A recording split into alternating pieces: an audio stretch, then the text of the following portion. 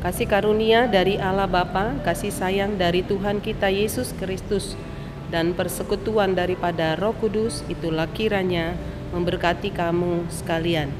Amin.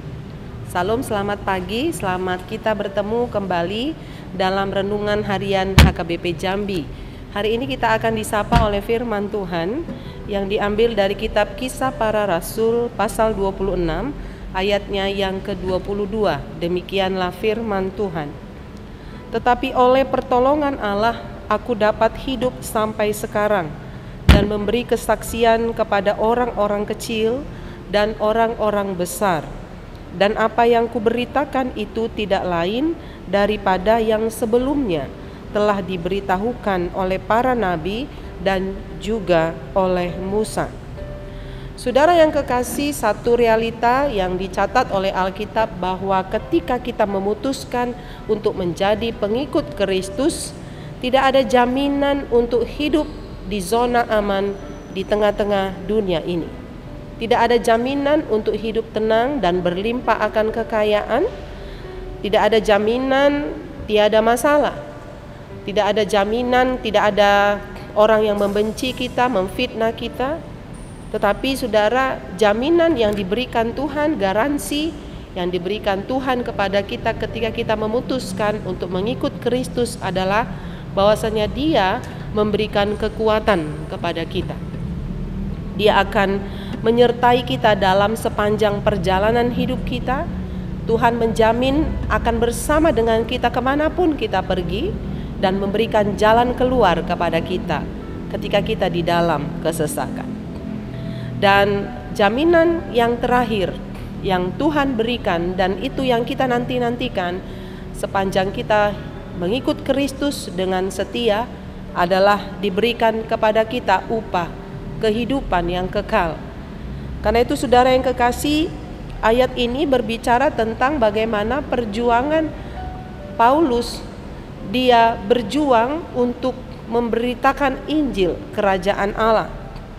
Dan dia menyaksikan betapa Tuhan menolong dia. Dan kalau dia boleh hidup hingga ayat ini dicatat, itu adalah semata-mata karena pertolongan Tuhan. Karena kita tahu bahwa Paulus ketika memutuskan untuk mengikut Kristus dan menjadi rasul adalah, saudara, keputusan yang dia ambil tentu beresiko. Ada banyak tantangan yang dia hadapi. Dia sering dipenjarakan, dia sering difitnah, bahkan diperlakukan tidak baik. Dia sering tidak makan, dipatuk ular, bahkan ketika dia menaiki kapal untuk menyeberang satu tempat ke tempat yang lain, mengalami karam di pantai. Saudara, itu adalah sesuatu resiko yang dia hadapi dan siap menghadapinya. Karena dia tahu bahwa hidup itu berharga, dia tahu bahwa Injil itu harus diberitakan, yaitu firman Allah. Walaupun dulu telah diberitakan pada zaman Musa dan para nabi-nabi dalam perjanjian lama, tetapi harus terus diberitakan pada zaman Paulus. Saya pikir juga hingga pada saat ini firman Tuhan harus terus-menerus disampaikan oleh hamba-hamba Tuhan. Karena itu saudara, kesaksian Paulus pagi ini akan meneguhkan kita semua ketika membaca nats ini, supaya kita pun ketika kita mengambil keputusan untuk menjadi pengikut Kristus, maka kita siap untuk dibenci karena kita menyatakan sebuah kebenaran. Kita siap untuk difitnah oleh orang lain walaupun yang kita lakukan adalah kebaikan. Jangan harapkan orang lain akan berlaku baik kepada kita. Sama seperti Paulus, dia mempersiapkan hatinya, hidupnya untuk ditolak, untuk dimasukkan ke dalam penjara demi satu nama, yaitu nama Tuhan Yesus Kristus. Dan dia punya panggilan untuk menyampaikan kesaksian firman Allah kepada siapa saja, kepada anak kecil, kepada orang-orang besar.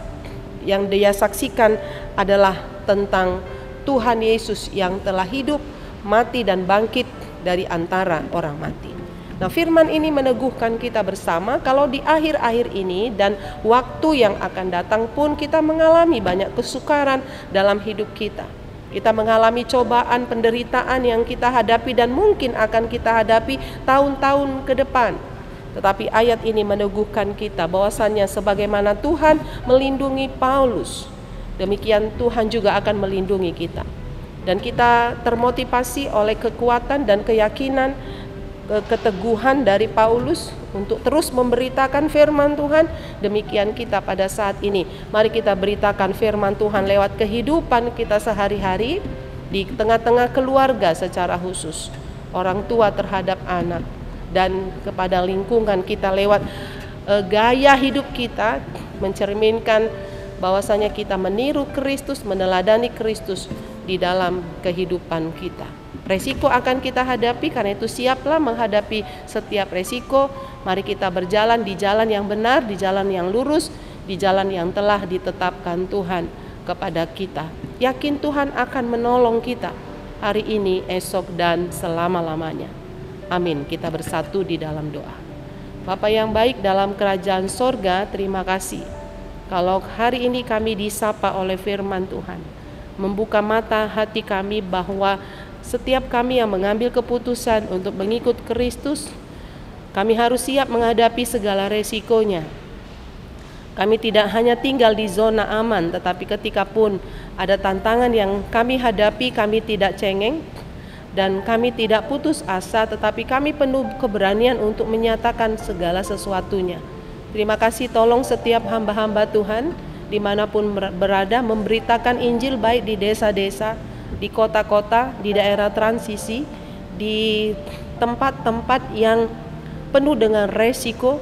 Tuhan kuatkan, berikan Roh Kudus kepada semua hamba-hamba Tuhan, kepada anak-anak Tuhan yang mengambil keputusan untuk memberitakan Injil dan mengambil keputusan sebagai pengikut Kristus, agar diteguhkan, tidak putus asa, tetapi terus berjuang hingga pada nafasnya yang terakhir. Demikian jemaat-Mu diberkati oleh Tuhan, mulai anak-anak hingga para lansia tetap setia kepada Tuhan apapun yang terjadi.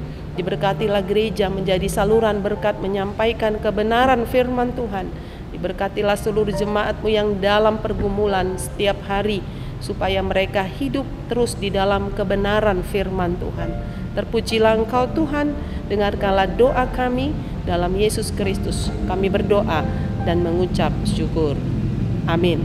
Salam, selamat pagi, selamat kita beraktivitas. Nama Tuhan ditinggikan dan dimuliakan.